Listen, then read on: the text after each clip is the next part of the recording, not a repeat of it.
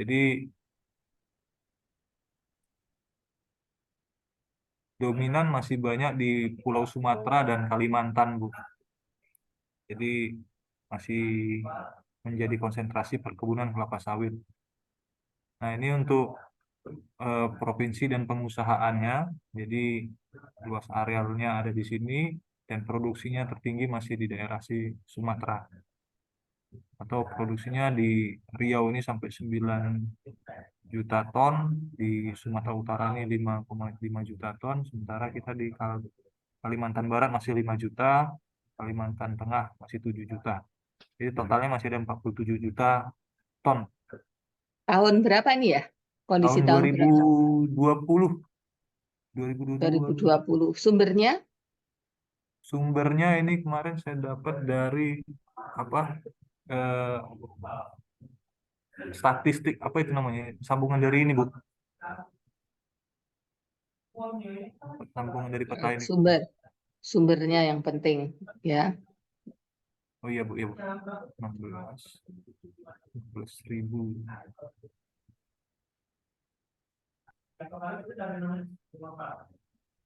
Baik, Bu, saya lanjut dulu, Bu. Sumbernya Ya. belum saya sebutkan itu, Bu. Selanjutnya untuk perbandingan luas perkebunan dan produk minyak kelapa sawit Indonesia menurut status pengusahaannya. Eh, Kita lihat di gambar B, ini perkebunan besar negara ini cuma 3,87% atau PTPN cuma 3,87, rakyat ada 41,44% dan perkebunan swasta ada 54,69%. Nah, ini di 2020, Bu, perbandingan luas areal lahan. Sementara perbandingan produksi minyak kelapa sawitnya berdasarkan status pengusahaan, perkebunan swasta ini masih apa lebih besar dibanding dengan apa namanya perkebunan rakyat. Nah, ini masih banyak yang perlu dikembangkan. Berarti kan yang di eh, perusahaan itu pengelolaannya jauh lebih baik dibanding dari perkebunan rakyat. Oke. Selanjutnya untuk turunan kelapa sawit itu sendiri, Bu, banyak yang didapatkan dari mulai ini janjang masaknya atau TBS sampai nanti ada minyak makan, margarin, salad dan lain sebagainya sampai ke bahan bakar atau bahan bakar ada dari fibernya atau yang sekarang lagi terkenal dari CPO juga bisa jadi bahan bakar juga. Ini turunannya saja, Bu. Nah, yang selanjutnya keunggulan komparatif minyak kelapa sawit dibanding dengan minyak nabati lainnya. Jadi kalau secara per hektarnya untuk mendapatkan 1 ton minyak kelapa sawit, jumlah luasan yang digunakan itu jauh lebih sedikit dibanding minyak minyak lain, Bu. Jadi dari minyak kedelai mungkin sampai dia harus punya 2,2 hektar untuk menghasilkan 1 ton, sementara kalau kelapa sawit itu 0,3 hektar aja kita sudah bisa dapat 1 ton minyak kelapa sawit, minyak kelapa, minyak lah. Jadi luas lahannya sedikit, hasil minyak yang didapatkan jauh lebih banyak dengan Oke. keunggulan-keunggulan yang ada di minyak kelapa sawit, Bu. Ya. Selanjutnya, nah ini untuk ekspor impor minyak kelapa sawit itu ada kode-kodenya, Bu. Ada HS 151100, ini CPO, ini minyak lainnya, terus ada apa namanya PKO, palm kernel oil, atau ini ada juga minyak lainnya juga. Ini yang kita ekspor ke luar Indonesia. Nah, turunannya banyak nih, Bu. Ini ada disebutkan di sini satu-satu. Yang paling banyak kita minyak lainnya selain dari CPO. Ini bisa jadi untuk ke apa namanya bahan-bahan bahan-bahan lain lah yang banyak diambil dari RBD dan apa palm fatty acid. Nah, dari segi apa komoditas ekspor yang paling banyak diekspor di tahun 2020 ini masih paling banyak di minyak dan lemak nabati. Jadi ada bahan-bahan ikan mineral ini juga masih di bawah daripada ekspor di Indonesia masih 20. Sementara ini dari top 10-nya minyak sawit ini juga lebih tinggi 17% dibanding dengan tambang. Kenapa? Karena memang lebih menjanjikan lah Bu, kalau dilihat dari pendapatan devisa yang didapat dari minyak kelapa sawit. Ekspornya secara volume di 2020 pernah menurun, namun dari secara nilai bertambah. Jadi ini karena harga lagi bagus aja nih Bu. Nah, untuk tahun 2020 ekspor tertinggi itu banyak ke India. Kalau sekarang kan kalau kita lihat lebih banyak ke Cina, ke India masih, tapi tahun 2020 kita ke India.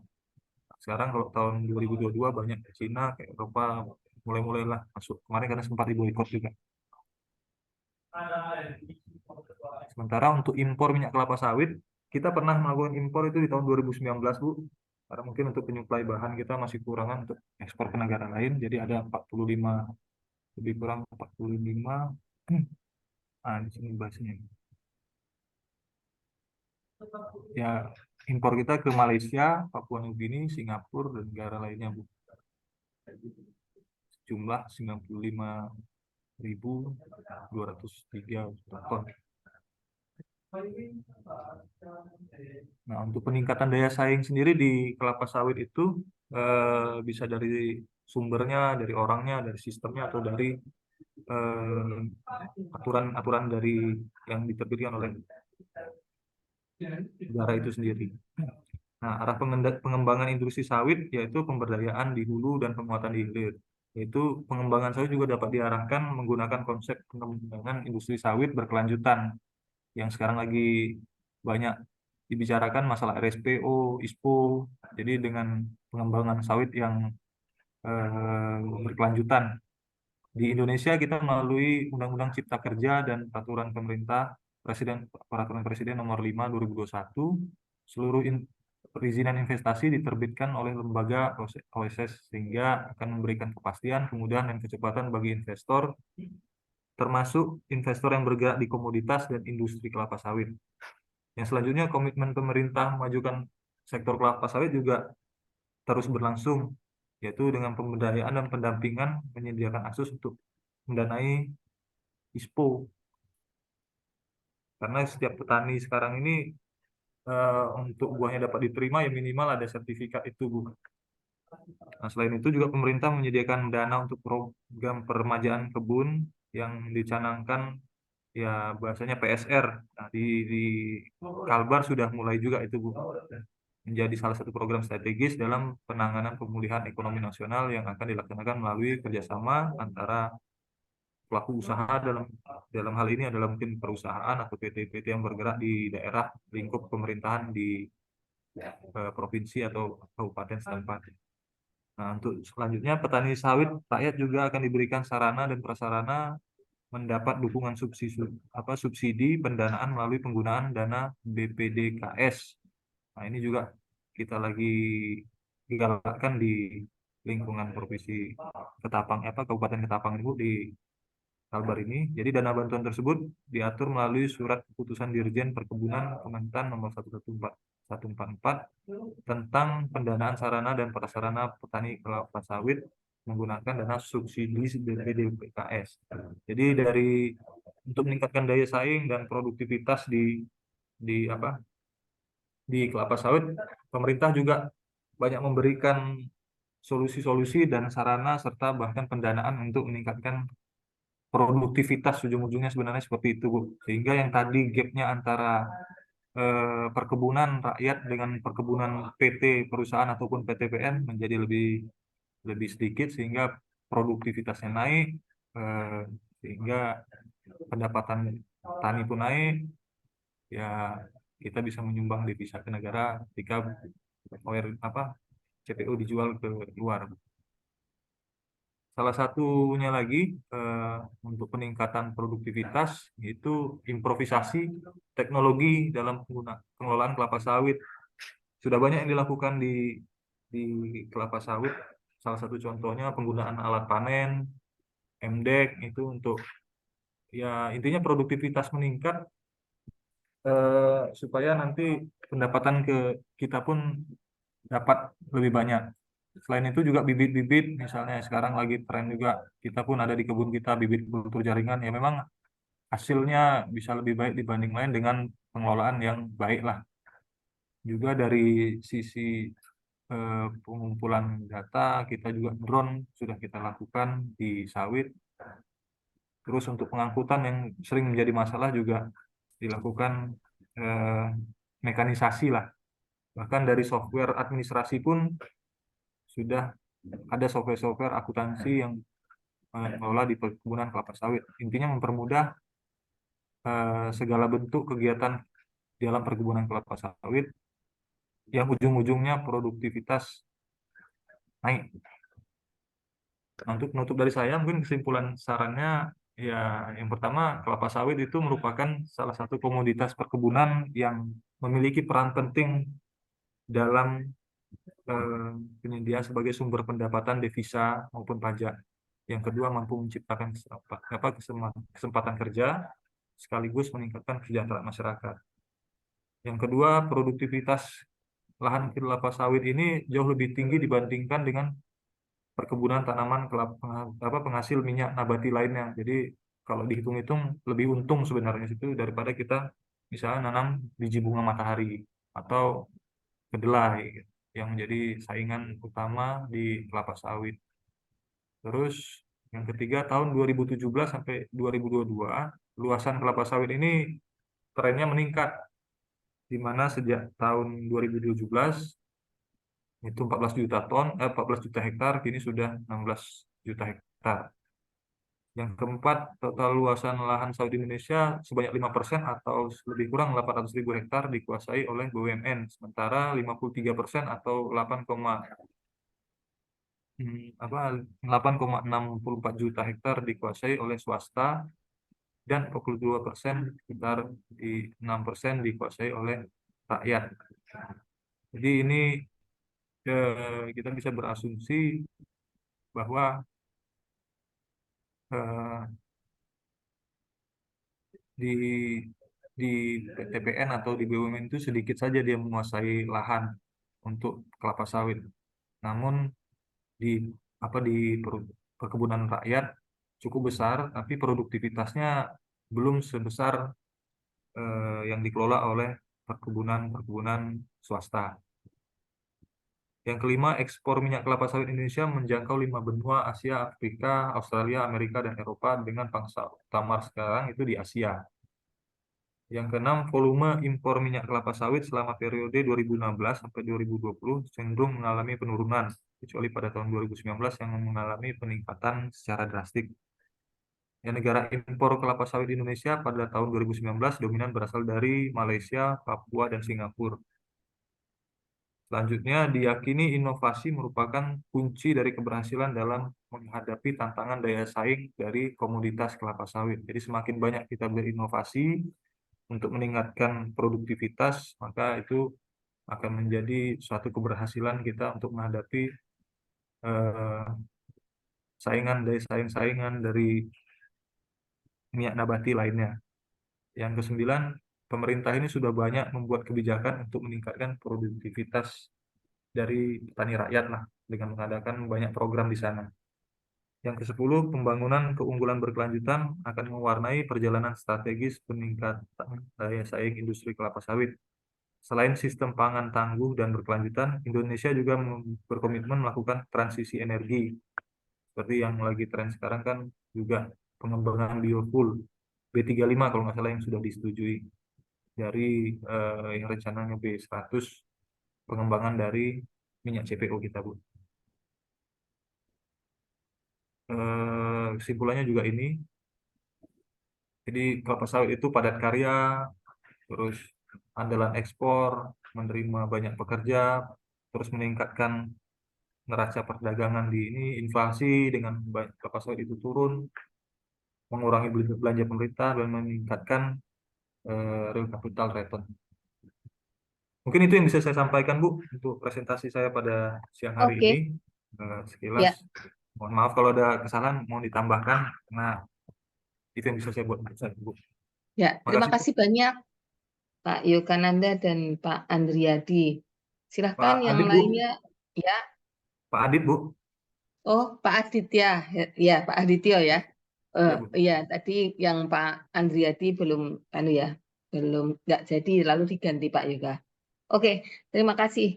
Jadi mungkin ada beberapa pertanyaan ya. Sementara kita itu punya areal yang sangat luas dan sebagainya. Lalu tadi dijelaskan juga bahwa ternyata kita juga masih merupakan pengimpor. Nggak tahu apakah tren impornya itu meningkat atau menurun, kemudian dalam bentuk apa, mungkin nanti bisa digali lebih lanjut ini sebenarnya impornya itu dalam bentuk apa, sementara kita mengekspor dalam bentuk apa gitu ya.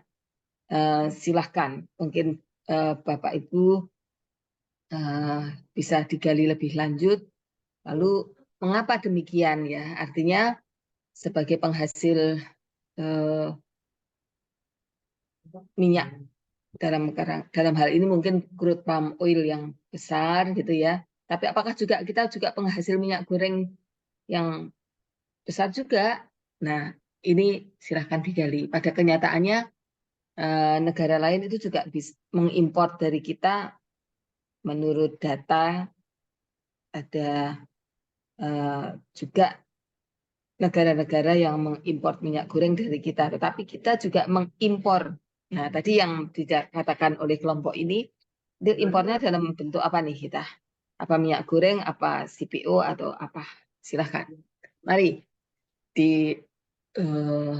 digali lebih dalam.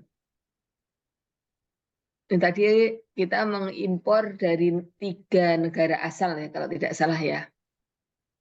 Ini ternyata volume ekspor CPO ini yang tergambar di sini. Ini CPO. Jadi kita itu mengekspornya ke India, Spanyol, Malaysia, Italia, Kenya, dan lain-lain nih tahun 2020 seperti itu.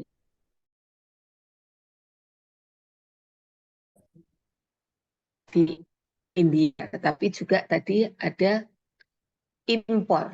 Tadi yang impor itu dalam bentuk apa, Pak Yoga? Mungkin di slide 12 itu tadi.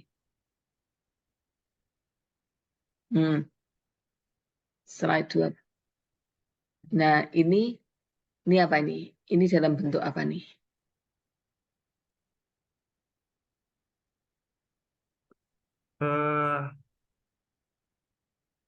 Bentuk minyak goreng atau apa tidak ada penjelasan? Bentar. Saya close dulu, Bu ya. Ya. Bentar, Bu ya.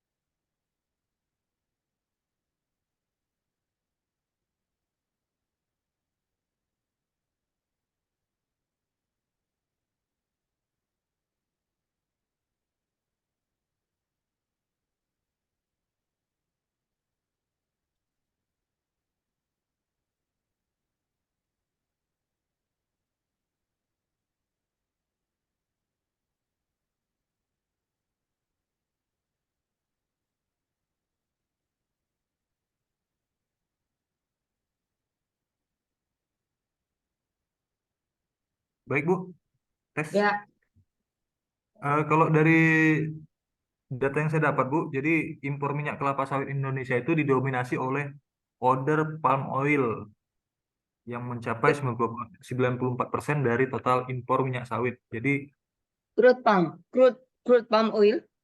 Ya. order palm oil, Bu, HS 1511900. Berarti Kalau bukan minyak goreng. kodenya bukan minyak goreng, Bu. Oke.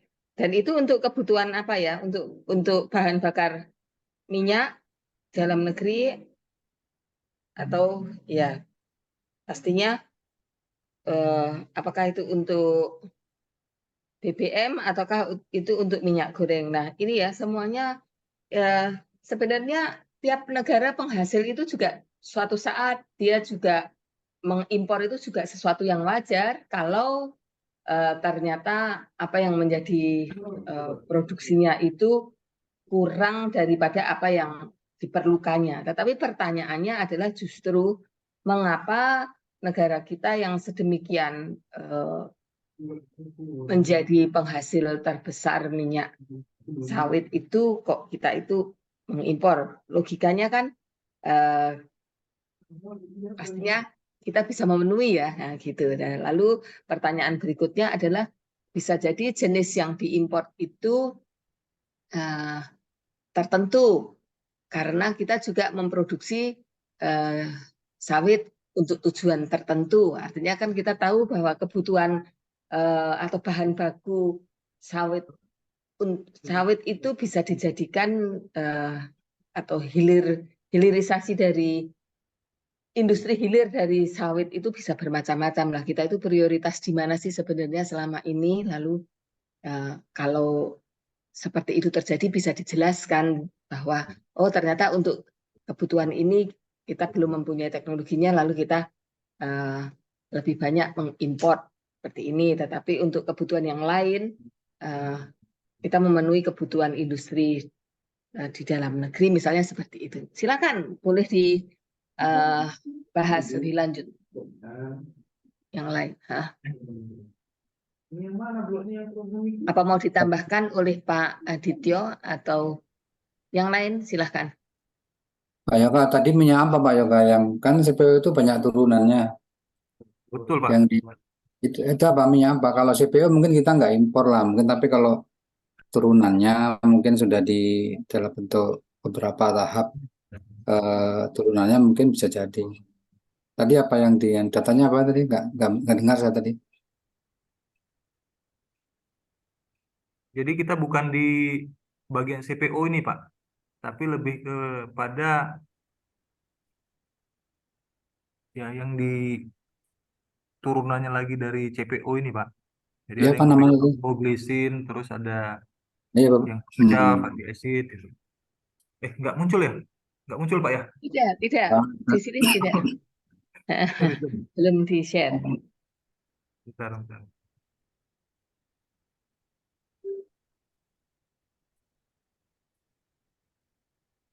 Kalau produk turunannya bisa jadi karena kan mungkin industrinya kita nggak punya, yang punya mungkin negara lain, tapi kita tetap memakai hasil tersebut.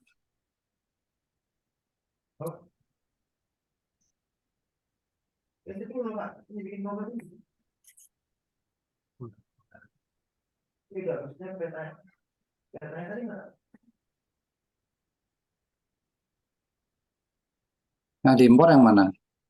Nah, kita yang dari sini, Pak. Kita yang Oh, itu juga. jenis powder oilnya udah turunannya, Pak. Kalau kita kan masih ngimpornya nih. Kalau yang Ya. balik ke kita tuh yang powder palm ini, Pak. Nah, ini masih ada kita di bagian sini yang kirim balik ke kita, impor. Kayak Ya, contoh, ya. Standard Oil kita kan nggak produksi, ya itu balik ke kita. Kita impor masukkan itu.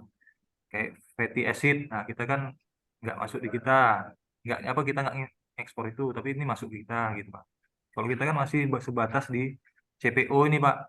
Beberapa udah ada yang di online udah ada, tapi belum ke turunan yang di paling ujung ini. Nah, ini yang masuk ke kita di tahun 2019 yang banyak. Ada yang untuk bahan Ya. kosmetik, ada yang untuk lain-lain lah, bahasanya seperti itu, Pak. Demikian, Bu, mungkin ada lagi, Bu. Oke, dipersilakan yang lain. Jadi kalau kita mengimpor itu mengimpor produknya ya. Jadi bukan Betul. minyak Powder mentahnya palm ya. oil, Betul. Gitu ya. Turunannya Bu, Turunannya turunannya. ya.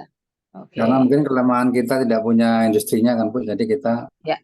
di tempat lain itu terjadi kayaknya di bahan tambang juga itu Bu, dari Indonesia kirim bahan mentahnya, udah jadi barang jadinya balik ke Indonesia lagi, diolah di Cina balik Indonesia lagi. Oke. Ya, gitu ya. Ada yang lain, Dianu, apa kebijakan-kebijakan kalau begitu ceritanya, lalu sebenarnya kebijakan apa saja yang sudah dilakukan oleh Indonesia terkait dengan peningkatan atau usaha untuk hilirisasi gitu ya. Kalau tadi yang ditampilkan oleh kelompok Pak Yuka ini ada apa namanya produktivitas di hulu ya, benar nggak? Tadi ada foto-fotonya bagaimana ada spreader, penebar pupuk gitu-gitu yang foto-foto tadi. Nah, alat panen, kultur jaringan dan sebagainya ini software akuntansi itu tuh mempercepat apa mendapatkan informasi gitu. Tetapi lalu terkait dengan hilirisasi ini apa nih, gitu kan? Karena justru kelemahan kita itu ternyata pada hilirisasi gitu ya, bener nggak? Kalau ini nih Betul, betul. semuanya nih, nah Ya. ini semuanya nih terkait dengan hulu nih. Industri hulu ini. Ya, gitu. Apakah ada informasi? Dipersilahkan. Lalu mengapa justru kok industriawan Indonesia itu kok kurang tertarik atau tidak melakukan itu ya? Nah, itu lalu menjadi pertanyaan. Ada masalah apa nih gitu? Orang jelas-jelas bahwa kalau kita itu me, memerlukan bahan itu dan kalau kita juga mengekspor dalam bentuk produk itu akan memperoleh nilai yang lebih tinggi ya, nilai tambah dan sebagainya. Mengapa justru kok selama ini kita itu belum sampai ke situ? Ada kendala apa sih sebenarnya? Silahkan. Mungkin saya nanggapi Bu. Boleh. Bu, dari kebijakan pemerintah sendiri, mungkin dari pengusulan kita di apa di orang yang bergerak di sawit mungkin inginnya contohnya biodiesel itu 100 lah. Nah, tapi sekarang Ya, kan di B100. Nah, untuk kebijakan pemerintah sendiri eh, yang sudah berjalan kemarin dari usulan-usulan tim itu bahwa B35 yang sudah menjadi kebijakan pemerintah untuk menyerap pangsa pasar daripada CPO sendiri. Ya terbukti dari dulu dari apa? Kalau kita perhatikan dari contohnya harga sawit lah, harga TBS per kilo lah. Dulu zaman saya masih kecil masih Rp300, masih 150. Nah, sekarang harga sawit dengan mungkin ya salah satunya dengan ada pengembangan biofuels B35 ini harga TBS itu sudah cukup mensejahterakan masyarakat, Bu. Ya di angka ada yang 2.500 ke atas, bahkan sekarang sudah ada yang 3.000 per kilogram. Itu kan lumayan. Kalau berat janjangnya saja 10 kilo sudah berapa duit itu gitu, Bu. Jadi kebijakan pemerintah saya pikir untuk meningkatkan daya saing dari sisi minat masyarakat untuk membudidayakan kelapa sawit sudah cukup baik dengan pengembangan biofuels, Bu. B B35 mungkin nanti ke depannya pasti akan naik lagi, Bu. Karena memang namanya apa bahan bakar minyak ini kan pasti dibutuhkan selama industri itu ada. Salah satunya mungkin itu yang bisa saya jawab, Bu, biofuels, oke. eh, izin apa ya? Apa itu namanya? Aduh, lupa saya. Ekspor juga saya pikir di kementerian itu sudah memperlancar ekspor kita ke apa keluar lah, Bu, dengan ada peraturan-peraturan mereka yang mereka buat melalui program minyak goreng curah kalau nggak salah saya dulu pernah apa dengar. Terus apa lagi tuh ya, sistem informasi minyak goreng curah atau SIMIRAH kalau nggak salah nama zaman dulu saya pernah dengar itu meliputi dari mulai produsen CPO, produsen minyak goreng sawit, distributor, pengecer sampai proses transaksi ke konsumen itu sudah dibuat suatu sistem oleh pemerintah untuk apa mempermudah lah, Bu, intinya mempermudah eh, ya ujung-ujungnya kan dijual, ujung-ujungnya kan turunannya tuh apa gitu kan, sehingga dapat dapat dividen, dapat apa penghasilan dari situ lebih lebih lebih baik lah dari segi pendapatan di sana, Bu. Jadi Ya, yang mungkin yang pertama yang saya bisa sampaikan bahwa hasilnya apa untuk pengembangan di hilirisasi itu dari segi biofuels atau B35, yang kedua pemerintah juga membuat kebijakan hilirisasi alurnya atau aturan-aturan untuk mempermudah ya proses-proses itu, Bu. Demikian, Bu. Ya, Ini ada oke. tambahan dari kawan. Ya, terima kasih. Jadi sebenarnya ekspor olahan CPO itu sudah ada juga ya. Apa sampai pada data tahun 2021 ini sudah mencapai berapa ini? 25,7 juta ton itu olahan CPO. Oleokimia dalam jumlah yang lebih kecil ya, cuma sekitar 4 juta ton. Lalu ekspor CPO-nya ada 2,73 juta ton. Ada asam laurat dan sebagainya. Termasuk kita juga mengekspor biodiesel gitu ya. Jadi tadi yang Pak Yoka mengatakan adalah bahwa industri biodiesel di dalam negeri itu lalu dengan kebijakan Presiden yang nanti lalu tidak hanya B35 mungkin juga akan B50 itu otomatis akan membawa konsekuensi dari peningkatan harga sawit ya di tingkat petani gitu ya. Nah, jadi kemungkinan kalau sekarang ini tuh kita itu kadang-kadang sampai terjadi bahwa kekurangan minyak goreng di Indonesia itu justru harus kita lihat ada apa, apakah bahan bakunya banyak yang diekspor keluar karena para pengusahanya lebih untung, para eksportir itu lebih untung mengekspor dibandingkan daripada mengolahnya di dalam negeri, karena di dalam negeri itu mengolah itu lalu nanti masih dibebani lagi dengan pajak dan sebagainya. Jangan-jangan karena itu yang kita harus cek. Jadi lalu kalau bahan baku minyak gorengnya banyak keluar, lalu kita juga tidak bisa mengolahnya di dalam negeri karena kurang bahan baku. Nah, tetapi satu sisi yang lain adalah jangan-jangan mereka memang tidak mau mengolahnya di dalam negeri itu karena lebih untung mengekspornya di dalam bentuk mentah lah. Itu kan yang perlu kita cermati. Mungkin begitu. Ya, terima kasih banyak atas, kecuali ada yang mau menambahkan untuk presentasi ini. Kalau tidak ada, kita akan beralih pada komoditas yang lain. Gitu. Terima kasih banyak atas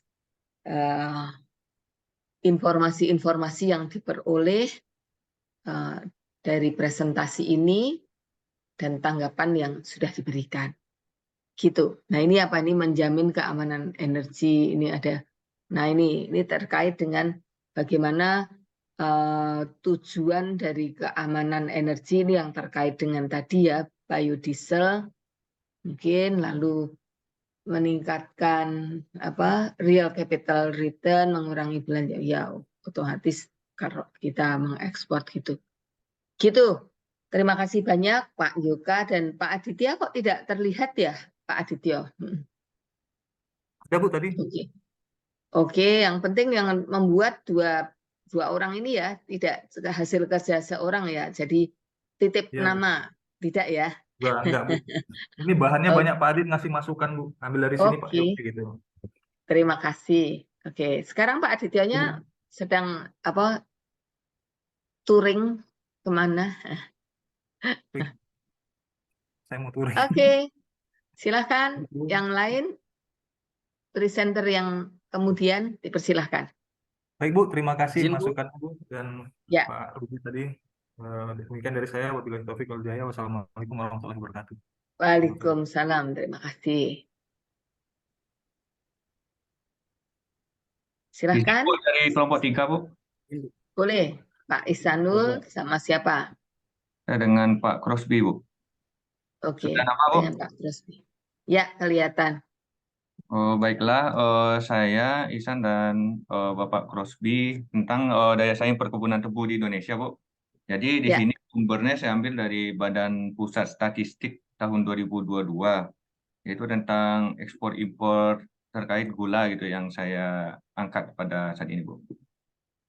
Jadi kalau misalnya secara umum emang tebu kita tuh termasuk perkebunan yang besar gitu, Bu, dalam pengaruh di perekonomian di Indonesia. Dan pada tahun 2021 telah ada sekitar 450.000 hektar gitu, perkebunan gula ini.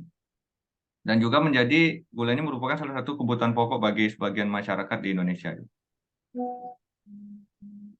Lanjut, di sini bisa kita lihat ada terkait perkembangan luas areal gula di perkebunan Indonesia. Jadi setiap tahun itu terkait luasnya itu umumnya naik. Tapi kalau misalnya untuk produksinya ada turun di tahun 2020. Tetapi di di sumber tadi nggak dijelaskan kenapa ada penurunan. Tapi untuk di tabel yang di apa ada grafik yang di kanan kita lihat kebanyakan emang luasan tebu itu dari perkebunan rakyat, Wak. Dan juga swasta. perkebunan besar negara toh, bukan? Besar Oh, negaranya yang kecil, rakyat. Bu, yang oranye, Bu, yang paling kecil. Oh, yang kuning itu Indonesia ya. Oke, Yang ya kuning Indonesia. Jadi emang dari oke. masyarakat emang banyak gitu. Jadi termasuk pemberdayaan masyarakat juga untuk perkebunan tebu ini, Bu, di Indonesia. Dan juga ini ada beberapa penyebaran luasan tebu itu, kebanyakan di Sumatera Utara, Sumatera bagian selatan, terus di Pulau Jawa dan Sulawesi gitu. Ini dari tahun 2017 sampai tahun 2021. Jadi yang paling banyak itu di daerah Jawa Tengah dan Jawa Timur dan daerah Lampung itu yang paling banyak. Nah, terus terkait ekspor dan impor, nah kita lihat dari year on year tahun 2020-2021 kita lihat emang impor tebu ini jauh berkali lipat dari ekspor kita gitu. Jadi emang kebutuhan kita itu emang defisit di Indonesia ini sendiri. Nah, kita lihat dari segi volumenya dari 2020 memang ada peningkatan sekitar 6 kali lipat, dengan nilai juga meningkat. Tetapi dan juga kalau misalnya impornya dari tahun 2020 ke 2021 itu oh, lumayan stabil gitu di 5 juta ton gula. Nah, ini negara-negara asal utama impor gula dari tahun 2021. Oh, ada dari negara India, Australia, Brazil, Thailand, dan Korea. Tetapi kita juga melakukan ekspor di daerah Arab, dengan saya, dan juga Malaysia gitu, yang untuk nilai kecil tadi. Nah, ini ada pendekatan daya saing komoditi tebu. Jadi dalam 5 tahun terakhir ini produksi gula terus meningkat, itu memberikan kontribusi dari 50% produksi gula nasional. Jadi 50% gula kita itu udah dari produksi sendiri gitu. Nah, sebagai komunitas yang kegiatan yang banyak melibatkan masyarakat, karena emang perkebunan masyarakatnya yang paling tinggi tadi, jauh dari perkebunan swasta maupun negara, memberikan pengaruh terhadap pertumbuhan ekonomi daerah berupa penetapan pola yang menentukan batas areal tebu. Nah, ini ada peraturan pemerintah, jadi batas area tebu ini sebanyak 30% dari luas wilayah, serta penetapan wilayah kerja Republik Gula. Jadi ada penetapan wilayah pabrik gulanya juga. Dalam kaitan ini, pemerintah daerah mengeluarkan berbagai kebijakan untuk mengatur perilaku pasar yang melihat dalam sistem agribisnis gula. Jadi, kalau setahu saya, gula ini biasanya kalau misalnya sudah mau dijual itu dilakukan lelang gitu. Tetapi juga ada peraturan pemerintah terkait harga maksimal dan minimalnya. Berbagai hasil penelitian menunjukkan bahwa telah terjadi pergeseran penanaman tebu rakyat dari lahan sawah ke lahan kering. Jadi lahan kering dimaksud ini adalah lahan tebu, di mana emang di Pulau Jawa ini banyak pergeseran tersebut karena harga tebu ini jauh lebih stabil daripada harga padi gitu atau harga beras. Jadi ada kesimpulannya, peningkatan produktivitas tebu ini dengan menerapkan teknologi yang lebih modern, efisiensi, sehingga dapat meningkatkan kualitas dan kuantitas produksi. Jadi kalau misalnya kita lihat dari grafik tadi, jadi kalau misalnya dari daerah-daerah lain, negara lain, produktivitas kita yang termasuk yang menengah ke bawah gitu. Jadi ada negara lain yang lebih tinggi gitu, karena mereka sudah menggunakan alat-alat panen untuk tebu dan lainnya. Terus yang kedua, peningkatkan efisiensi dalam proses pengolahan tebu sehingga dapat menurunkan biaya produksi dan meningkatkan daya saing produk. Jadi kalau bisa untuk tebu ini kita juga harus menjual dalam bentuk yang lebih yang telah ada added value-nya. Karena kalau misalnya saya baca ini kita ekspornya itu dalam bentuk gula ataupun dalam bentuk molase gitu. Terus yang ketiga, memperkuat kerjasama dengan negara tujuan ekspor dan negara asal impor untuk meningkatkan akses pasar untuk peningkatan peluang bisnis yang lebih baik. Yang keempat, mendorong disertifikasi produk tebu untuk meningkatkan nilai tambah yang mengurangi ketergantungan pada komoditas utama. Yang kelima, memberikan insentif dan bantuan kepada petani produk untuk meningkatkan kualitas dan kuantitas produksi. Yang keenam, meningkatkan pengawasan dan penegakan hukum terhadap praktik monopoli atau oligopoli yang merugikan petani dan produsen tebu. Sekian presentasi dari saya, Bu. Mohon masukannya, Bu, terkait presentasi saya. Terima kasih. Terima kasih Pak Ihsanul dan Pak Herdin Crosby ya. Jadi sebenarnya kita itu ingin mengetahui ya, ada apa sih dengan tebu. Kalau dulu kita pernah bersuasembada tebu, kok sekarang kita itu importir yang sangat besar ya untuk tebu itu. Tadi sudah dijelaskan menurut data seperti itu ya. Sebenarnya ada masalah apa gitu. Lalu apakah masih mungkin kita itu kembali menjadi atau dalam posisi memenuhi kebutuhan dalam negeri dari produksi kita atau istilahnya swasembada. Nah, misalnya seperti itu. Yang sebenarnya mau kita gali itu ya, ada masalah apa sih tebu itu kok lalu dari yang pernah berswasembada menjadi importer yang sangat besar begitu. Nah, silahkan kalau bisa ditambahkan. Kalau dari bacaan saya, Bu, dari jurnal lain sebenarnya yang saya baca itu, kenapa kita tuh banyak impor tebu ya? Karena emang konsumsi kita tuh begitu tinggi gitu, Bu.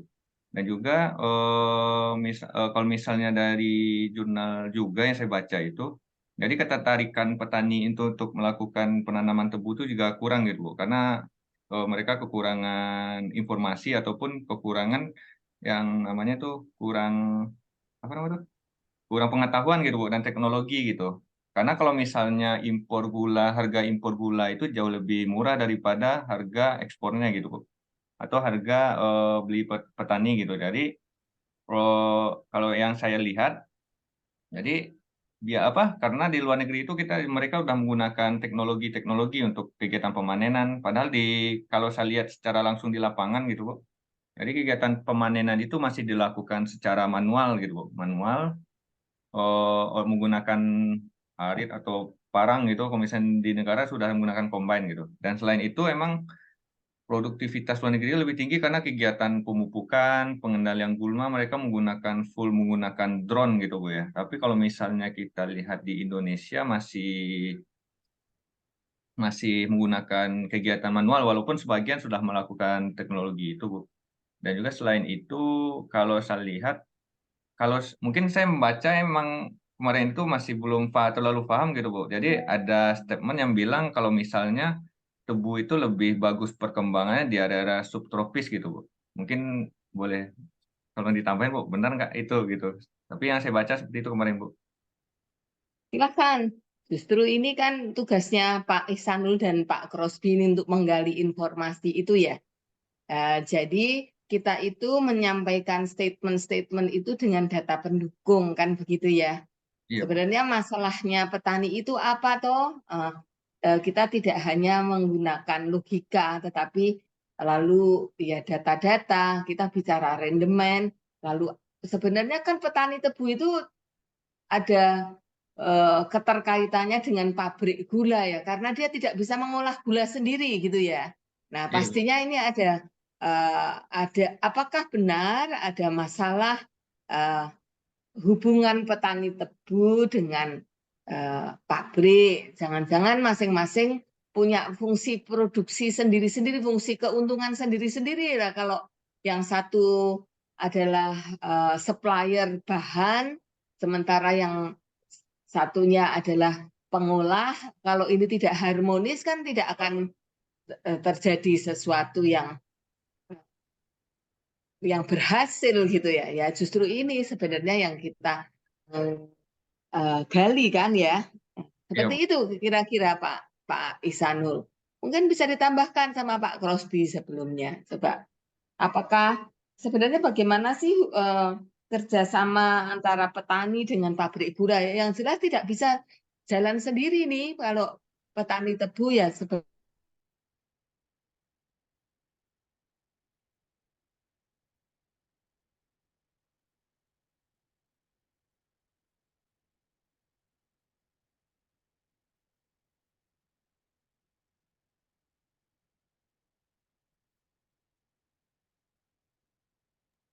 Putus ya.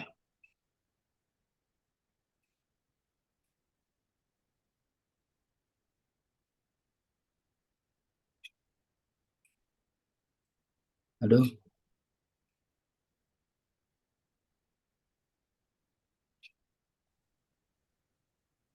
putus ya Mbak Yoka ya. Putus ini nih, hilang Terus ibunya nih.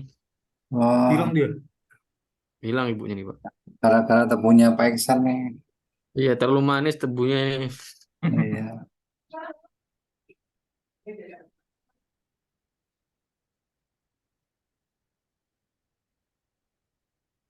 Pak Taat tolong dibantu Pak. Pak Taat.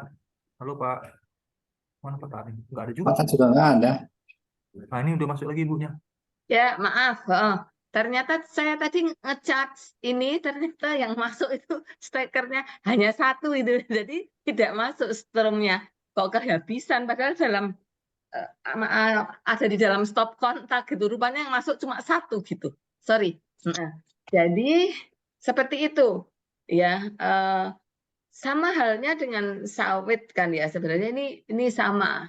Artinya posisinya itu petani sawit, petani tebu segala itu tidak bekerja sendirian. Ini ada apa rantai pasok gitu ya. Nah, kemudian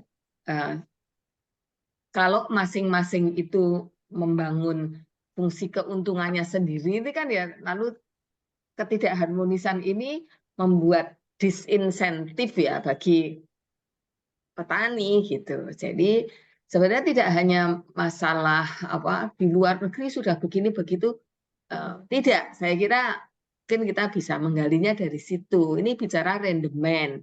Kalau setiap kali tebu masuk ke pabrik itu kan diukur ya, ini rendemennya berapa, yang menetapkan itu siapa gitu. Lalu ini kan sampling gitu ya misalnya gitu. Lalu apakah itu cukup memberikan insentif kepada para petaninya? Sementara berdasar pembayaran tebu yang disetorkan itu kan berdasarkan rendemen dan sebagainya gitu ya. Nah itu lalu kalau ini menjadi disinsentif ya, sementara biaya produksi petani itu tinggi kalau dia hanya dibeli dengan seperti itu, lalu apakah ini, nah bisa jadi dicermati dari sisi itu Pak, mungkin begitu. Nah kalau apa yang dikemukakan di sini tadi memang belum sampai di situ ya, saya kira begitu ya. Ya, mungkin bisa ditambahkan Pak Crosby atau apalagi Pak Crosby ini, nah ini sebenarnya kombinasi yang baik. Yang satu Pak Ihsanul ini sarjana teknik ya, dulu dari MP kan ya, kalau di IPB itu seingat saya waktu itu ada TPG dan MP pada saat itu ya. Apa bukan MP ya Pak ya? EP. Apa? TEP, Bu. TEP, terus ada TIN ya toh, gitu. Prihatin. TEP ya, gitulah. Ini yang yang satu pengolahan ini STP, atau nah ini mungkin ini sebuah kombinasi. Jangan-jangan memang apa peralatan kita di pabrik itu apakah kurang bisa memberikan hasil yang itu atau apa gitu. Silakan. Jadi penegasannya adalah bahwa ini hubungan antara petani dengan pabrik, kemudian bagaimana petani sendiri, apakah antara biaya produksi dengan harga itu kayak gitu itu, mungkin begitu. Gimana Fir? Lagi ngajar. Ya izin Bu menambahkan Bu, disampaikan Pak Ihsan. Ya silakan bagaimana Pak Crosby? Ya sebelumnya saya pernah langsung ke pabrik gula waktu itu ke lapangan di Jatiroto, Jawa Timur. Jadi saya lihat pabrik kita ini terutama yang pabrik yang dikelola oleh pemerintah itu sebenarnya upgrade-nya itu tidak ini masih pabrik yang bisa dikatakan itu dari zaman dulu, dari zaman Belanda. Jadi, kalau tidak efektif. Nah, seperti itu. Bahkan saya lihat bahan bakunya juga dicampur dengan baku yang dari sehingga dia kan ada tambahan bahan baku malah dari luar, dari impor, maaf, dari impor dari luar. Nah, mungkin di sini eh, pengelolaan kita Pak menghasilkan gula dari tebu ke gula itu sepertinya masih belum belum baik gitu. Perlu adanya update teknologi dari tentang pengelolaan tebu di gula. Jadi pengelolaan tebu yang di lapangan antara masyarakat dengan perusahaan, saya lihat juga masih kepentingan tadi Bu, ya, seperti Ibu katakan tadi, kepentingan keuntungan itu masih minim, mungkin pengaruh harga tebunya masih belum kompetitif. Nah, ini yang menyebabkan produktivitas yield atau ton per hektar tebu di Indonesia masih sangat rendah. Ya. Mungkin itu. Oke, gitu ya. Ada yang mau menambahkan? Dipersilahkan. Jadi kita bisa membayangkan ya petani tebu itu setidaknya harus menunggu 10 bulan ya toh. Sementara sistem pembiayaannya itu kan terus ya. Lalu yang seperti ini kan lalu menjadi apa? Dulu pada waktu zaman dulu ada yang dikenal ada cost of living gitu segala tuh. Jadi selama petani itu belum menerima pendapatan, maka dia diberikan kredit, biaya hidup dan sebagainya. Nah, kita tahu bahwa itu semua sebenarnya dalam rangka apa? Menjaga cash flow petani. Jadi karena dia harus menerima hasilnya tuh masih harus menunggu ada periode-periode di mana belum menghasilkan, tapi sementara pengeluaran itu harus terus-menerus ada. Nah, ya itu saya kira yang harus digali lebih lanjut nanti tolong dilengkapi dah untuk presentasi ini materi ini tolong dilengkapi supaya bisa menjadi pemahaman kita bahwa ya kalau dulu kita pernah seperti ini lalu mengapa seperti ini pasti ada sebabnya. Nah, sebab-sebab itu mestinya kita harus carikan karena sebab lalu ada akibat, lalu kita carikan pemecahannya. Pemecahannya seperti apa? Tentu saja sebagai masyarakat akademik kita bisa meninjaunya melalui ya teori dengan dasar data yang ada. Nah, begitu saya kira. Nah, itu sebenarnya maksud dari presentasi ini sebenarnya adalah itu, tidak hanya berdasarkan common sense saja ya, logikanya begini, oh di sana sudah maju seperti ini, pemanenannya pakai combine harvester segala macam. Saya kira mungkin inti dasarnya bukan itu gitu ya, bahwa itu sebuah supporting, tetapi semua petani itu kalau dia untung pasti dia punya insentif untuk memproduksi. Tetapi kalau tidak, nah tidaknya ini mengapa begitu? Ini yang saya kira perlu kita gali. Saya kira demikian. Ya, terima kasih banyak Pak Ihsanul dan Pak Crosby untuk presentasinya. Untuk itu masih bisa kita satu lagi yang presentasi, dipersilahkan. Izin, Bu. Ya, Pak Yadi. Ya, share screen, Bu ya. Ya, Pak Yadi Agusna.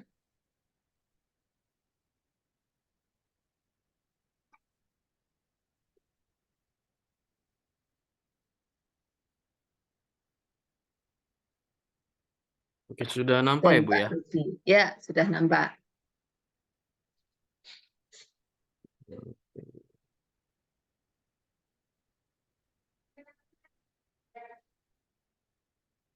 Baik,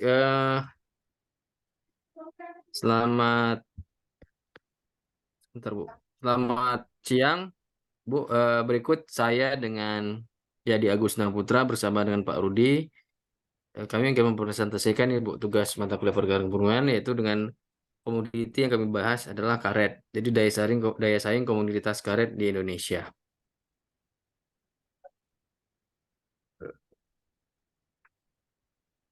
Baik, komoditas karet di Indonesia itu Indonesia juga peringkat kedua ya dalam luas karet, luas areal karet di Indonesia. Jadi luas karet di kita ini di Indonesia ini itu komposisinya 88,93% atau 89% itu banyak dimiliki atau dikelola oleh perkebunan rakyat. Ada 6,5% itu oleh perusahaan negara ya, perusahaan besar swasta, kemudian ada juga 4,5% itu adalah yang mengelola adalah perusahaan besar negara. Jadi luas arealnya terakhir tahun data yang kami ambil dari 2019 itu mencapai 3.676.035 hektar. Baik, sebaran penanam karet Indonesia itu banyak di Kalimantan sama di Sumatera. Jadi areal di Indonesia itu di Sumatera itu luas areal perkebunan karet itu sampai 2,65 juta hektar. Sedangkan Kalimantan itu 952.000 hektar. Yang lainnya juga ada seperti di rata-rata di Kalimantan sama di Sumatera gitu loh. Kalau di Jawa mungkin ada sedikit, eh, lebih dominannya di Sumatera dan Kalimantan. Jadi pangsa pasar komoditas karet ini adalah industri seperti manufaktur ban, sarung tangan karet, benang karet, alas kaki, ban vulkanisir, sarung tangan medis. Jadi kebanyakan di Indonesia sekarang ini lebih banyak impor juga masih ya, impor karet, ban ya, ban sarung tangan karet, benang karet, alas kaki, ban vulkanisir tentunya. Biasanya produksi perusahaan komoditi karet ini banyak dipakai oleh perusahaan-perusahaan industri ban yang besar. Jadi di Indonesia masih kurang itu industri hilir untuk prioritas pada komoditas karet. Nah, Ada beberapa landasan teori yang kami sampaikan. Satu negara memperoleh keunggulan daya saing jika perusahaan yang ada di negara tersebut kompetitif. Ini menurut Porter. Jadi daya saing teori ditentukan oleh kemampuan industri melakukan inovasi. Nah, inovasi ini sangat penting bagi suatu negara atau suatu perusahaan untuk meningkatkan daya saing. Kemudian konsep daya saing itu adalah tingkat daya saing suatu negara di kancah perdagangan internasional pada dasarnya ditentukan oleh dua faktor. Dan dua faktor itu yang mempengaruhi tingkat daya saing, yaitu faktor keunggulan komparatif dan kemudian faktor keunggulan kompetitif. Adanya kelebihan dalam negeri sehingga kelebihan tersebut dapat dijual ke luar negeri melalui kebijakan ekspor. Adanya permintaan luar negeri untuk satu produk walaupun produk tersebut karena kekurangan produk dalam negeri. Adanya keuntungan lebih besar di penjualan ke luar negeri daripada penjualan di dalam negeri karena harga di pasar dunia lebih menguntungkan. Adanya barter, produk tertentu dengan produk lain diperuntukkan dan tidak dapat diproduksi dalam negeri. Adanya kebijakan ekspor yang bersifat politik. Jadi untuk karet ini kita masih rata-rata juga ada juga pasti mentah barang mengekspor barang mentah untuk dunia hilirisasi atau setengah jadi mungkin di Indonesia masih kurang. Nah, kalau kita lihat keunggulan komparatif komoditas karet di Indonesia, ya komoditas karet Indonesia itu masih rendah dibandingkan kompetitor kita yang lain seperti Thailand, Vietnam, dan Malaysia. Tapi kalau secara luasan mungkin Indonesia lebih besar, tapi secara produktivitas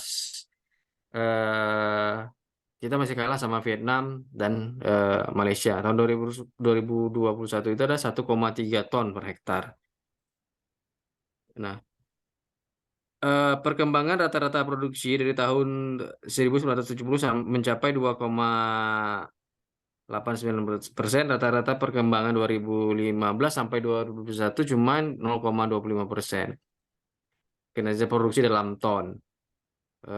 Industri hilir karet Indonesia masih belum banyak dikembangkan. Saat ini negara tergantung pada impor produk karet olahan karena kurangnya fasilitas penggunaan produk domestik, kurangnya industri manufaktur yang berkembang baik. Nah, ini yang saya sampaikan tadi, masih banyak industri hilir karet Indonesia itu belum berkembang dikarenakan ya sedikit ya sangat minim ya fasilitas yang ada di negara Indonesia sendiri di dalam domestik, sehingga industri hilir ini banyak keluar. Jadi sangat sayang sekali Indonesia sebagai luasan juga terbesar di karet di dunia, salah satunya peringkat 2 tadi, tapi masih mengimpor hasilnya industri hasil hilirnya ke Indonesia. Kemudian membaiknya kondisi perekonomian dunia pasca krisis keuangan global menyebabkan pemulihan industri otomotif yang berdampak pada meningkatnya permintaan terhadap karet alam. Industri yang makin berkembang khususnya ada industri ban untuk mendukung industri otomotif. Ya itu makanya permintaannya besar untuk industri karet tadi di industri untuk otomotif dan kemudian juga meningkatnya permintaan terhadap karet alam tadi. Penurunan produksi karet pada tahun 2007 mencapai 13,4 juta ton menjadi 12,79 ton, turun terus pada tahun 2008. Penurunan produksi tersebut juga diikuti pula oleh penurunan konsumsi di mana pada tahun 2007 konsumsi terhadap karet sintetis mencapai 13,28 juta ton dan menjadi 12,57 pada tahun 2008. Nah, di sini memang karet pada tahun ini mulai menurun produksinya. Produksinya menurun juga ditandai penurunan konsumsi. Artinya industri karet pada 2007-2008 mengalami penurunan. Nah, ini kita lihat performance perdagangan komoditas karet. Nah, kalau kita lihat di sini harga karet ini di tahun 2019 ya itu relatif normal, harganya tidak fluktuatif. Ya, dari petani kalau tidak fluktuatif itu bisa diuntungkan.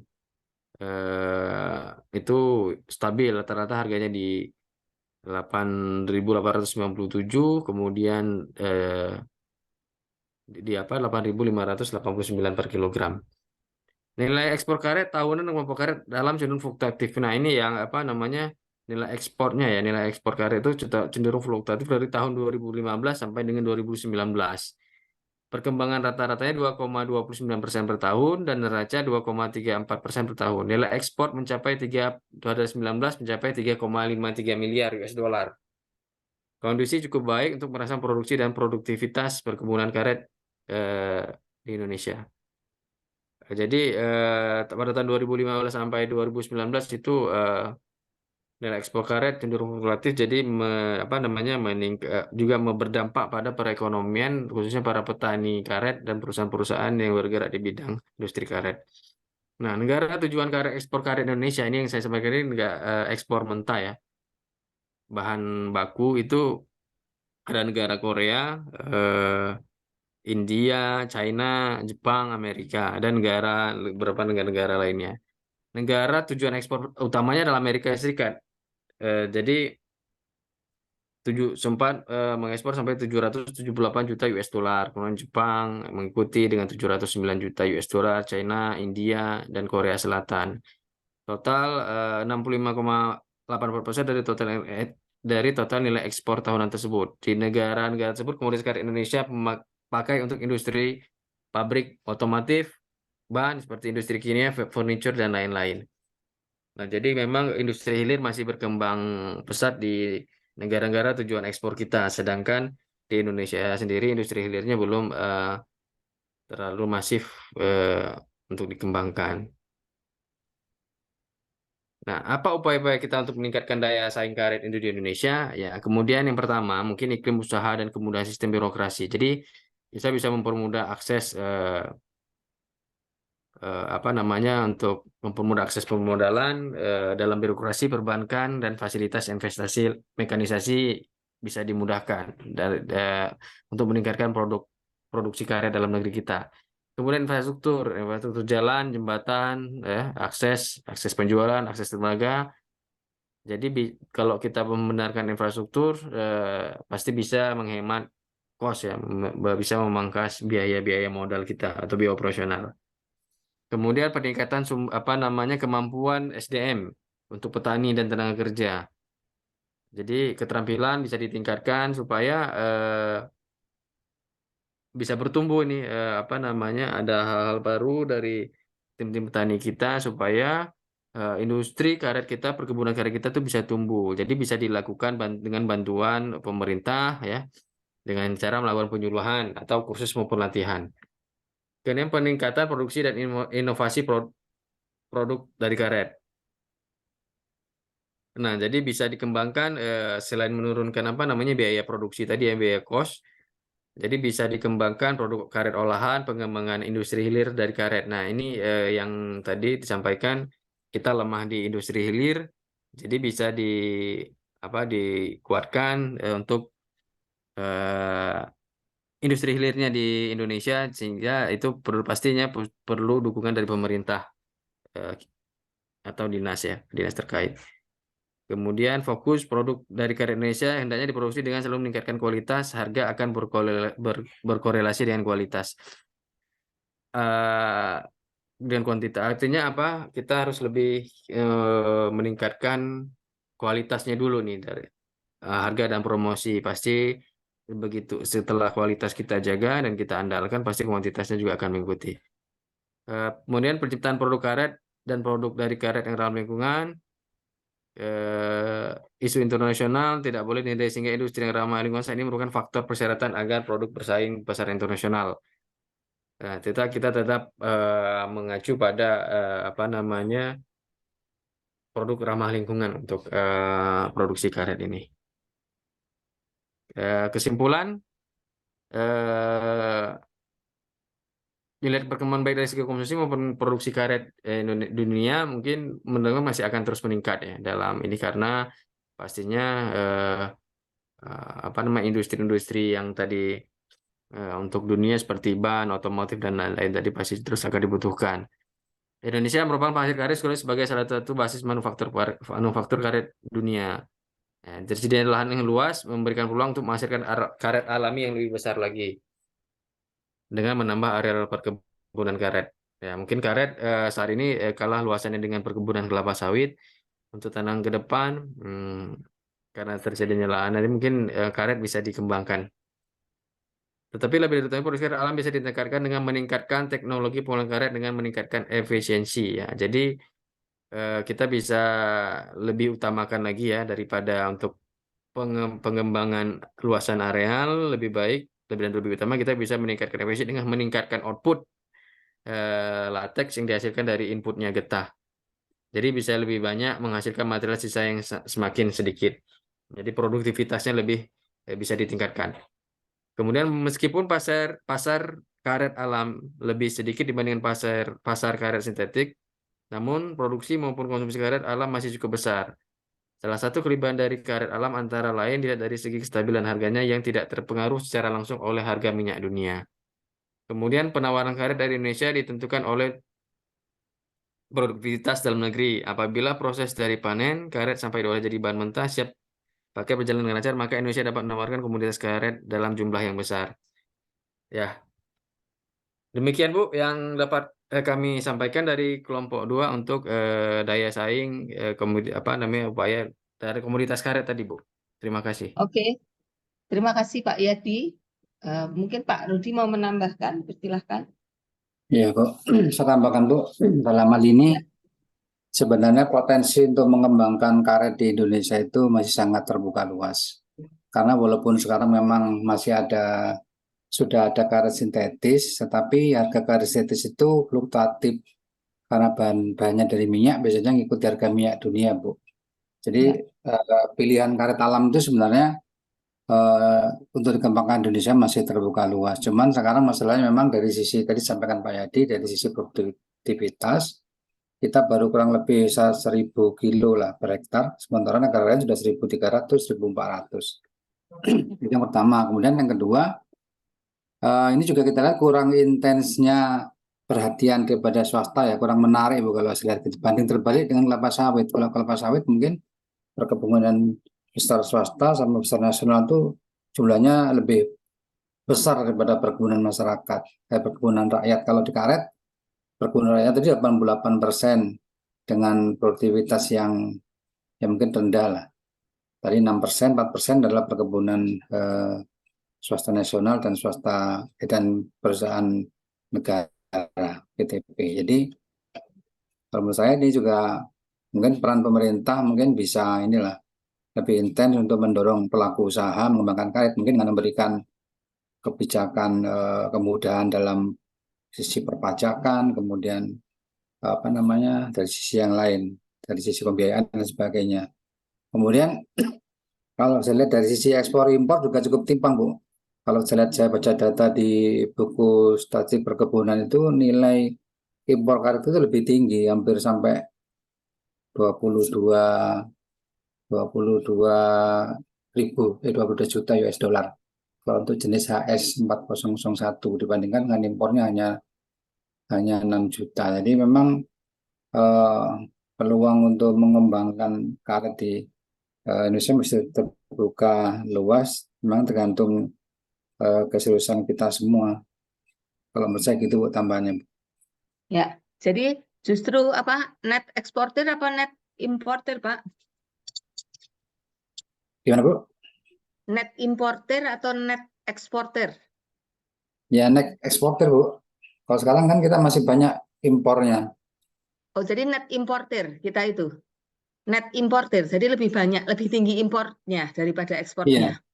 Iya Bu. Oh, jadi ini net importer ya kita ya. Nah, ya lebih banyak gitu. impornya Bu, nilainya. Silahkan, mungkin mau digali oleh teman-teman. Apa sebenarnya? Kalau tadi Pak Rudi mengatakan bahwa dari data yang dikatakan disampaikan oleh Pak Yadi tadi, perkebunan rakyat ini merupakan bagian terbesar dari pengusahaan karet.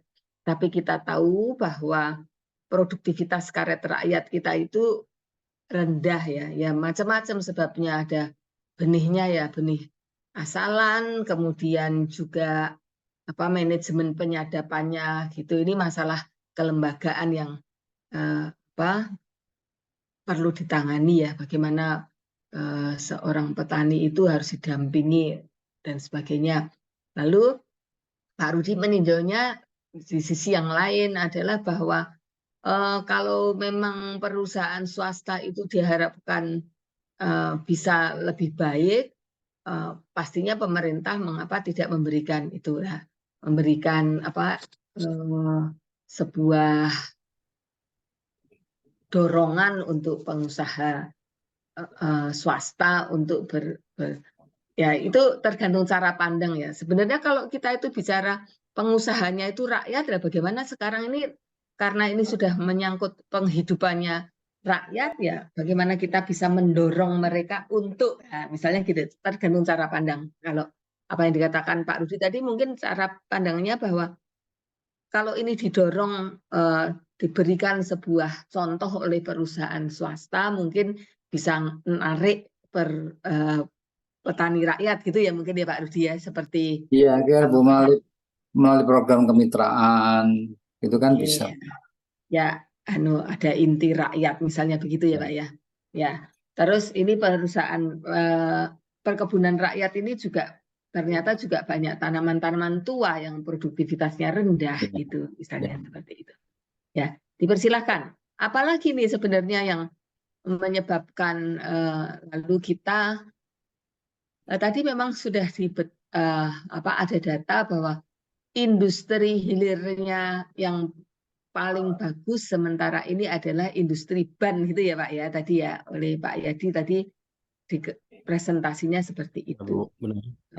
Nah, silakan Pak Yadi kalau mau menambahkan. Jadi yang lain boleh mau memberikan pertanyaan atau masukan gitu.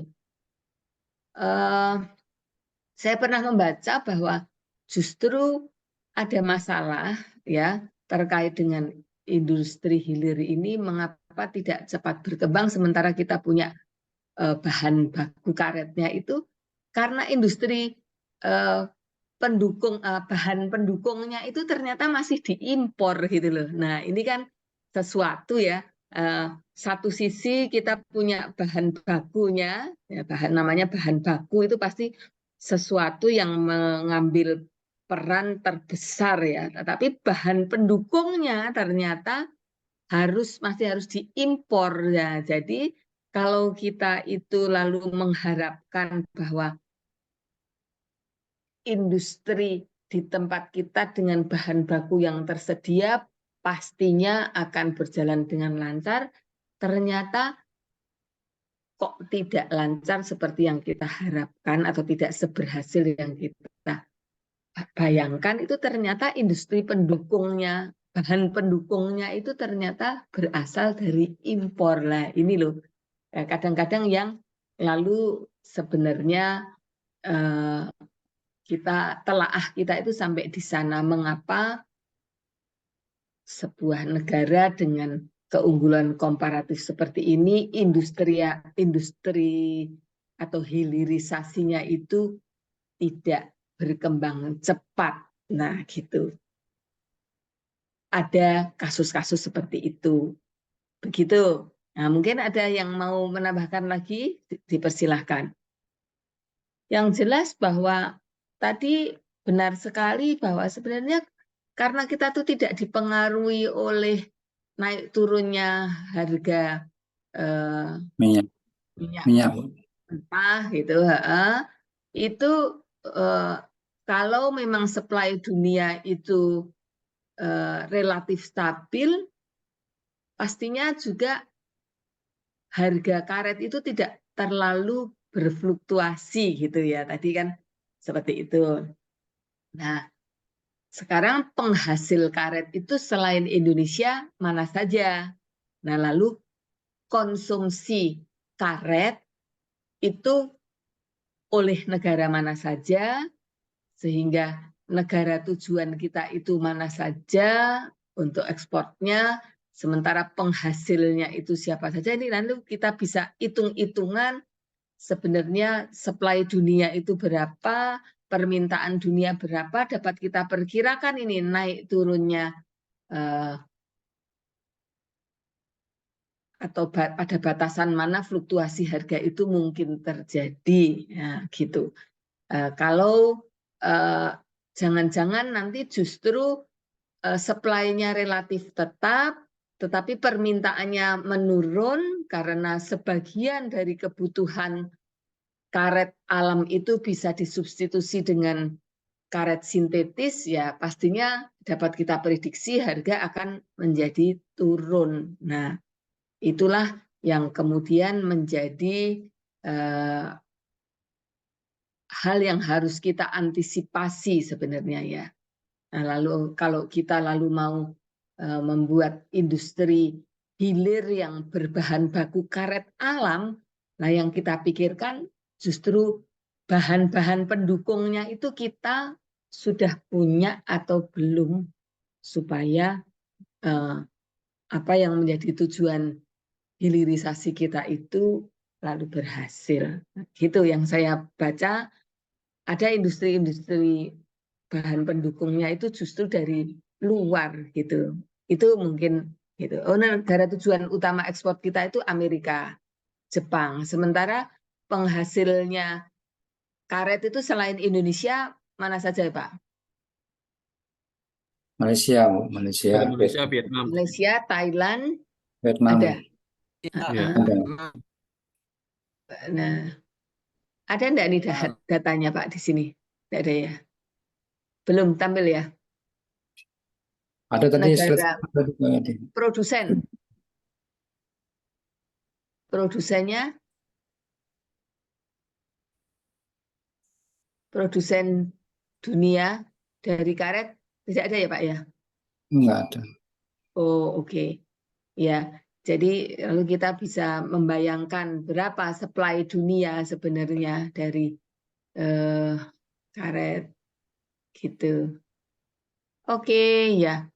Ya, sebenarnya begitu. Kalau kita itu mau memprediksi kira-kira bagaimana ya tren harga dari tahun ke tahun, itu pastinya kan kita melihat kembali produksi dan konsumsi.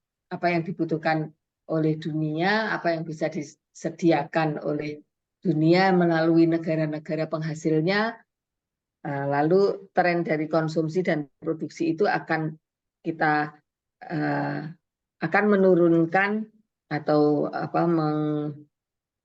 menghasilkan informasi tentang perkiraan harga. Saya kira demikian. Gitu ya. Apapun ini ya sebuah usaha ya, bagaimana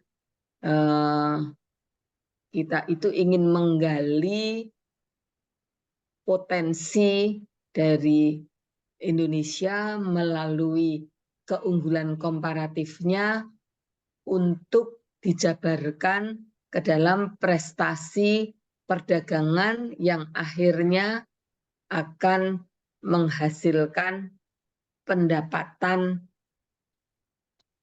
atau gross domestic product Indonesia. Nah, lalu apa yang harus kita lakukan terkait dengan masalah yang masih kita hadapi? Nah, kalau terkait dengan karet ini yang jelas kalau kita lihat di para petani penghasil di daerah itu, mereka itu masih sangat kurang terkait dengan perhatiannya pemeliharaan. Itu jelas, itu produktivitasnya menjadi sangat rendah. Mengapa seperti itu? Nah, karena tidak ada jaminan harga yang bagus untuk mereka.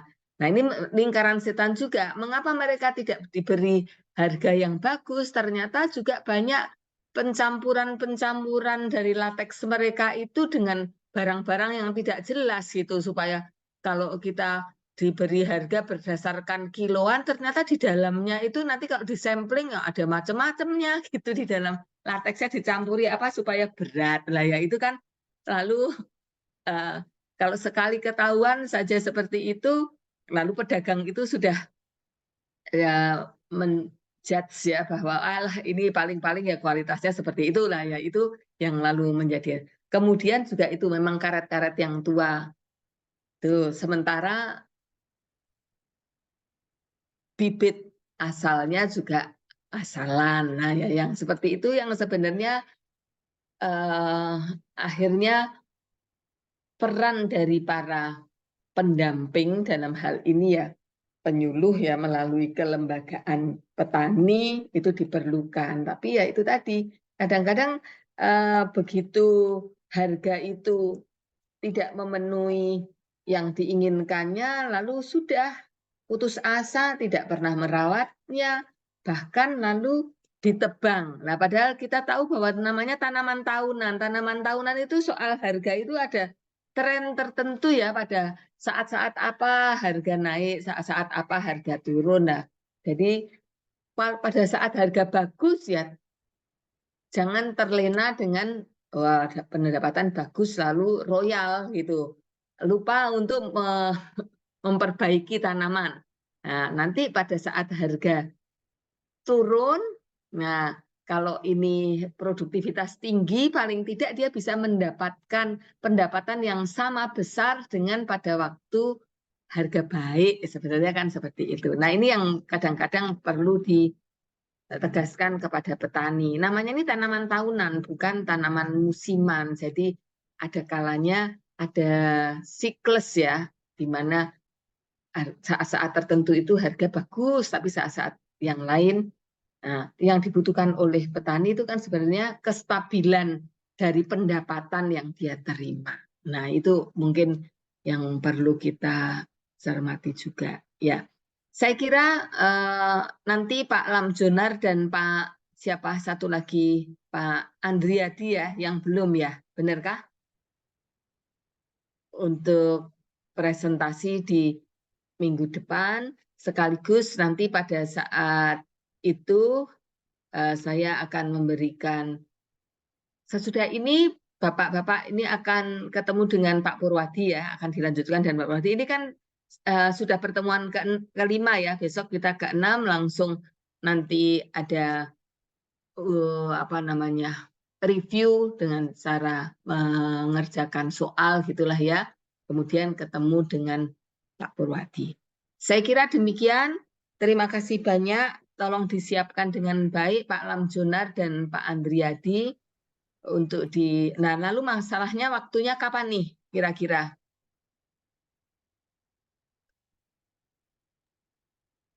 Apakah kita cari waktu sebelum sebelum Lebaran ya? Jadi lebih baik diselesaikan sebelum Lebaran. Apakah bisa Senin gitu? Kalau Senin jam berapa ya? Boleh? Bisa Pak Kosbi, Senin. Radit. Senin kah? Senin atau Selasa gitu? Saat-saat menjelang buka jam 4 gitu apa jam gitu? Bolehkah? Nah, boleh, Bu. Gitu Senin ya? paling Senin ya? ya Senin Ya. Bu. Kalau Senin Bu. Pak Septian tolong besok Senin jam 4 gitu ya Pak Septian ya. Ya Bu, 4. Oke. Baik, Bu. Oke. Pak Taat ya. Ini Pak Taat ya. Oke. Oke, terima kasih banyak atas perhatiannya. Sampai ketemu Senin pada pertemuan terakhir dengan saya. Selamat Ya, Bu. selamat siang dan selamat kuliah lagi ya sekarang ya sama Bu Ismi ya atau Besok. Belum. oh besok Besok. oh besok bukan hari ini ya. Oke ya wis ya terima kasih banyak. Bun, Bu. Selamat siang ya. Terima kasih, Terima Bu. kasih ya. Makasih, Bu. Baik, Bu. Ya, Makasih. Siang. sama. Selamat siang, Bu. Selamat siang.